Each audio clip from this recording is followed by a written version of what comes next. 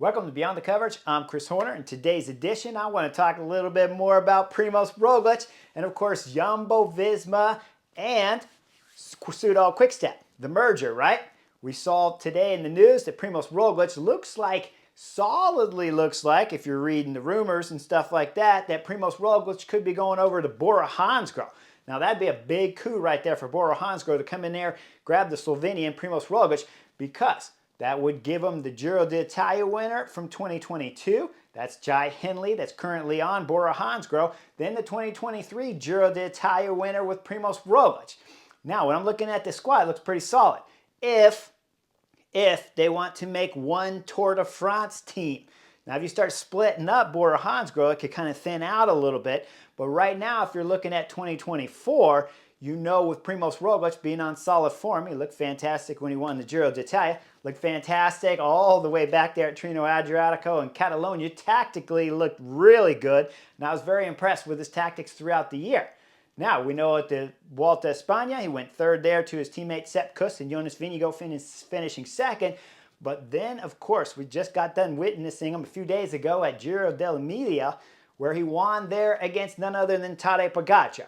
Now, Tadej Pogacar looked very strong at Giro Emilia, but he went a little bit early, right? Maybe 1.1, 1.2 kilometers to go from the top of that summit, and that climb is vicious. I went second there one year to Frank Schleck, and I could tell you that when they're going full gas from the bottom to the top, that is a difficult climb right there to command. And you look at UAE team members, how they controlled those whole laps coming into the finish there, and certainly setting up with Yates on the front, Adam Yates that is, not his brother Simon Yates, who was in the group too, and actually finished on the podium. But Adam Yates does a big job of setting up Tadej Pogacar, and then he goes a little bit early, but you see Primoz Roglic is on that same kind of form as his compatriot from Slovenia, Tadej Pogacar. So Primoz Roglic attacks about 300 meters, 275 out, and then solos with an explosive finish all the way to the line to win that race. We know Primoz Roglic is on incredible form. Why Jumbo-Visma are letting this Slovenian rider go away is beyond me when you look at the quality that Primoz Roglic is. When I already told you that he won Trino Adriatico, he won, of course, Catalonia. Then he started going on to a rampage when he started continuing his win there at the Giro d'Italia when he won the overall classification on the penultimate day at that time trial when his form really reached his best. But when you start looking at him later, I think we might be seeing some of his best form right here at the one-day races. And I'm curious to see when we get to Lombardy, where he's had some problems in the years past going up against one Tadej Pogacar and hasn't been quite as sharp, but it looks like his form is coming really, really good. When we start looking at today's race, I don't want to be a buzzkill, but he looked really strong, so we'll just leave it at that. And then, of course, we saw one of the Soudal Quick-Step riders' interviews, Ian Van Wilder, afterwards, who's talking about how much he dislikes this merger coming together. At this moment, Jumbo-Visma have over 20 guys, well over 20 guys. They're talking 24, 25 guys that are signed right now for next year. And of course, Soudal Quick-Step have their own number of riders signed, so you can't mix both teams because you'll be overboard.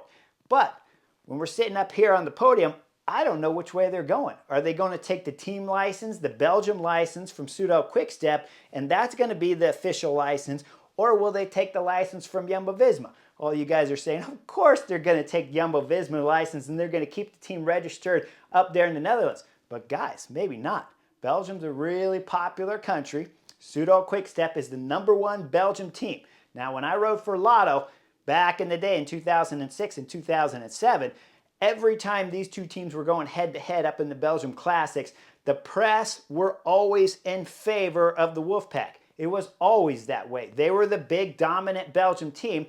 So, if Soudal Quick-Step was to give away their racing license and they merge with Jumbo-Visma, let's say they just take 10 riders from Soudal Quick-Step and they cut some of the contracts there from Jumbo-Visma and sell them off to other riders, or try some kind of magic potion to get a rider to leave so they can make some more room for Soudal Quick-Step. I still don't see that you're going to have a full squad going over, so if they don't want all 24, 25 riders from Jumbo-Visma, they may just take the Belgium license. They could cut all those riders there and just keep the 10 or 15 that they want from Jumbo-Visma and then merge with another 15 from Soudal Quick-Step. Now, I don't know the actual numbers that are already signed for Soudal Quick-Step because they're going to have their own numbers there too. but we don't know which way yet the team will take the license. Now, normally when you have a UCI contract and you're signed up for a team, once the contract is done and null, it no longer exists the following year. So let's say Soudal Quickstep terminates their contract. And remember, Soudal Quickstep is the name of the sponsor. It's not the name of the Belgium team that actually holds the contracts of the riders. So once the team ceases to exist, all those riders under contract are, of course, free to leave. Now, the UCI needs to be a little bit upstanding here and make sure that both the Belgium team and the Dutch team, that they merge together and they do the right thing so that they don't flick riders that already have contracts. Now, I've been in contract mergers. I did it in 2011 with Radio Shack, and then it merged with Leopard, and it did it in 2012, and the two teams merged. Now, at that point in time, I'd had a biggest contract of my life that I'd ever signed, but it was a letter of intent just before that. I'll do a little bit of story time on that here later in the week if we don't get big news.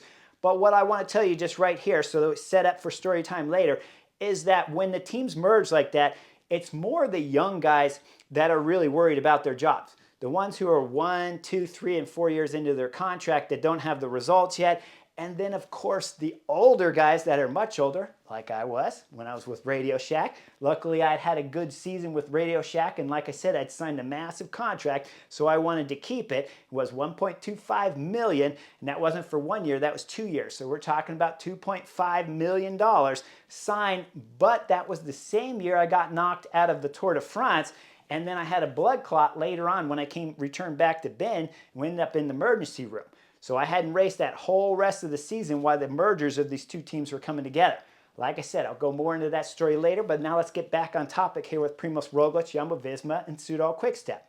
Like I was saying, the older guys that might have their careers look like it's coming to an end and they don't quite have those results, they can stress a little bit. Me, I had good results up until I crashed out of the Tour de France, so I wasn't too stressed, but I was worried about how much money you would lose, not whether or not if I'd find a contract or not. So that was my main curiosity, that was my main worry there in 2012 when we're talking about the merger. But the young kids who don't have results and say their contract was a $50,000, a $70,000 contract, those could be the guys that the team could just pay out those contracts and find ways around in the loopholes to be able to get rid of them and take them off the contract. But like I said, if Jumbo-Visma have 24 riders signed up for next year, whatever the massive number is already, they may just choose to take the easier contract from Soudal Quickstep, keep those guys, and then re-sign the riders that want to come over to Soudal Quickstep Jumbo-Visma team as they merge later on the Belgium side. Now, the country of Belgium. Now, these guys have a little bit of problem, right? They've had the #1 Belgium team and one of the most historic classic teams that we've ever seen for decades, right? Soudal Quickstep has been around a very long time and they've dominated the scene. Now, every time I've done the Belgium Classics, and I've done them all, except for Paris-Roubaix, but that's France, right? So when we get up there and we're talking about Flanders and all the big semi-classics and stuff, I got to do all those in the 90s with FDJ when we were racing up in the northern parts of Europe. And then later I got to do, of course, a lot of the bigger one-day, more mountainous classics when I raced with Mercury, and then, of course, later with Lotto, and then again, of course, Radio Shack and Leopard Radio Shack. And through many years, I got to do the Hillier Ardennes Classics up there, which I really loved. So the Belgium fans, they're at a bit of a dilemma right here because they're going to lose their #1 wolf pack, right? It's been the wolf pack now for quite a few years, and so the Belgium fans really feel close and tight. Now, how much does Jumbo-Visma fans feel connected to the Netherlands team there? Well, that's a whole nother question. So it could be that we just see the license being taken from the Belgium team. Sitting up here, of course, we know Jumbo-Visma is the bigger of the two teams right now, been the most dominant for 4 or 5 seasons now with Primoz Roglic and Jonas Vingegaard shining through brightly the last 2 years. And of course, the big guy, Wout van Aert, my #5 best pick up here on the Butterfly Effect and Beyond the Coverage. He is the best one-day racer in the world. And they got a host of other riders. But they might have a budget issue trying to blend the two teams together. And let's just say that they're going over to Soudal Quickstep and they're saying, well, we'd like to keep Julian Alaphilippe too. Remember, a rider like Julian Alaphilippe hasn't ridden at the top of his game since he crashed at LBL a couple seasons back. But he did win Dauphiné. He did go very strong, not intelligently strong, but he did go strong at this year's 2023 Tour de France when he was attacking so much in those early races. He is a double-time Road World Champion. He is a big fan, and the biggest fan when we're talking about the French fans. So there could be a lot of reasons why a team like Jumbo-Visma and Pseudo Quick-Step would want to keep Julian Alaphilippe, and he's still under contract. So it could be difficult to get rid of the Frenchman. It'd be hard to find somebody to take over his contract when these two teams are coming together. Now, Primoz Roglic. Let's go back over into that corner of the world again, because Primoz Roglic, like I said, he's on fine form, and we might be able to see his absolute top best here once we get into Lombardy, the last and final one-day 5 monument that's left here in 2023. Now, if he comes in here with very good form, imagine when you're cutting him loose from Jumbo-Visma after you just got done winning the Giro. You're blending these two teams together. There's a possibility, with rumors being out there, that Amazon's coming on for 10, 15 million. Who knows? It's all rumor. But it's out there. It could be true. And so you got that kind of money flowing into Jumbo-Visma. You got Pseudo Quick-Step money flowing into Jumbo-Visma. And there's a big budget there. And then you're going, wow, Primoz Roglic, we don't need you anymore. We're going to cut you loose. I still don't see it as a great ideal if you're trying to win Tour de France and trying to win multiple Tour de France's, multiple Grand Tours in the same season, like we saw this year at the Giro, the Tour de France, and the Vuelta with 3 different riders. If you have that kind of budget, just keep the Slovenian Primoz Roglic, because he's already under contract. Now, when I'm sitting up here on the podium, I told you guys I'm not happy to see the two teams merge, because you're getting rid of one strong team and there's chaos, and I've been through that chaos and know what a lot of those young riders are thinking, like I've already explained up here, and the older riders too. But I love the idea if they want to get rid of Primoz Roglic, and if they want to send him over the Bora Hansgrohe, I absolutely am excited about next year's 2024 season, because when you look at Bora Hansgrohe with a depth of talent, you know Jai Hindley will ride for him. Now, I read some stuff in the press and the cycling news where they talked about there might be co-leadership. There is no co-leadership with Primoz Roglic unless your name is Jonas Vingegaard, Tadej Pogacar, or the Belgian wonder kid, Remco Evenepoel. If you don't have one of those names, you are not co-leader with any of these 4 riders. There's times and moments when you can be. When I rode for Lotto, I rode with Cadel Evans. He was outright the clear leader on our team, and we only had basically 2 GC riders. That was Cadel Evans and myself on Lotto. And there's times when Cadel did ride for me, because there's times when he's just not on very good form, but it's not during a Grand Tour. When we go into a Grand Tour, it was always clear Cadel Evans was the best rider on Lotto, and it was my job to look after him deep into the mountain stages so that he'd have somebody with him coming off the penultimate mountain, especially at the Tour de France, and getting them 5K up the final and last climb before all hell broke loose amongst the GC favorites and they really started attacking each other left and right. Then I just do tempo. But when you're reading news about talking about co-leadership over at Bora Hansgrohe, there is nobody at Bora Hansgrohe that's co-leadership with any guys that are top 4 page here on the Butterfly Effect and Beyond the Coverage, and I just named those guys, and Primoz Roglic is one of them. He will be the sole leader at Bora Hansgrohe. And if they're smart, they focus everything on Primoz Roglic and go into the Tour de France. You don't worry about the Giro. Well, you already won it twice, right? Won it in 2022, like I said. You won it in 2023. So do you really need to win it in 2024 with a Jai Hindley or a Alexander Vlasov? I don't think so. Those are the only 2 other riders they have on Bora Hansgrohe that could really win Giro or win Tour of Spain. Those 2 riders are not going to win the Tour de France at this moment unless they can get better. Everybody can always get better, so I'm not saying they can't win. But at this moment, they have to get better. Primoz Roglic does not have to get better. Primoz Roglic has to make it through the first week. And if you're talking about you got 7 guys wrapped around you on the first week of racing there at the Tour de France in 2024, Primoz Roglic will most likely make it through that first week of racing. It could be a little tricky if they actually add that little gravel section in when they're talking about late into the final week for Primoz Roglic. But he's got power there in Bora Hansgrohe. And really the only thing he's lacking is you don't have a Wout van Aert. And of course, if he went to Team Ineos, you wouldn't have Filippo Ganna over there at Bora Hansgrohe. And those 2 riders, just those 2 riders really, are the main guys that can get Primoz Roglic through those dangerous sections.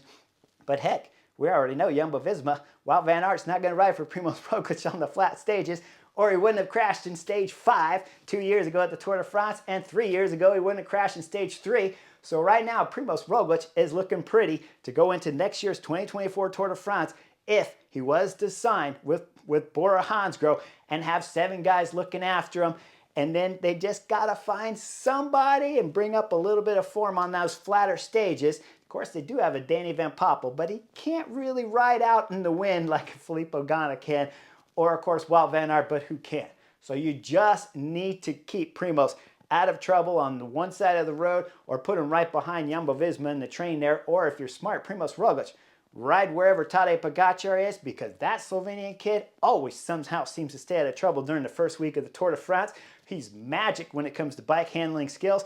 So if you are riding for Bora Hansgrohe and you don't have that Filippo Ganna or that Wout van Aert to look after you in the Tour de France, well, follow Tadej Pogacar and you'll probably be all right.